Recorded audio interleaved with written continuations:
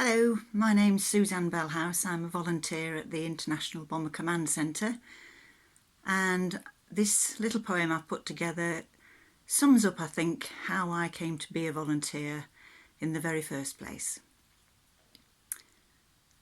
My parents lived in Sheffield. They were children in the war. Once married, they had children, and they told us what they saw.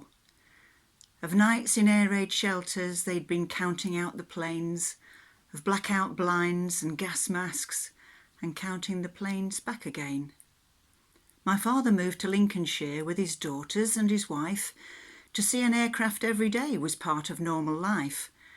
I loved to see the Lancaster stood by the Scampton gate. How could I know then that my love for it would one day seal my fate? Marriage came, I moved away, no aircraft for me to see, but little did I know that there was more of this for me. Then we returned, and I heard about a memorial planned nearby, a spire to stand on the hillside 102 feet high. This sounded like a great idea. We rushed to see it arrive. We watched it in awe as those huge lorries carried the spire way up the drive. Volunteering seemed so right. Each month, just an hour or two. I didn't want to commit too much because I didn't know what I could do. The rest, as they say, is history. Now 2 days a week, sometimes more. As a tour guide, it's really rewarding.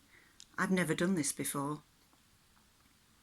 I have no family history that ties to the RAF, but I grew up to value what the bomber boys had left. They fought for king and country. They gave us all our freedom. How could I ever imagine that one day I would meet them? The centre and the memorial spire stand in beautiful open space. And if you ever think of being a volunteer, then the IBCC is the place.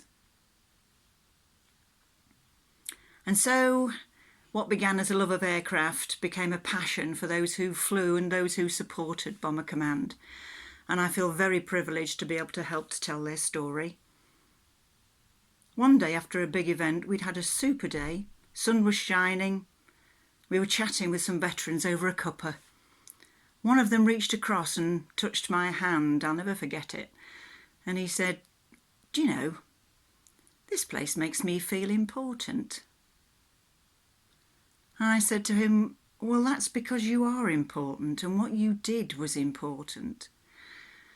And he just smiled and said, "I was just doing my job." That's what makes me a volunteer. That's why I'm a volunteer now. So I can give something back to them and say thank you. Thanks for listening.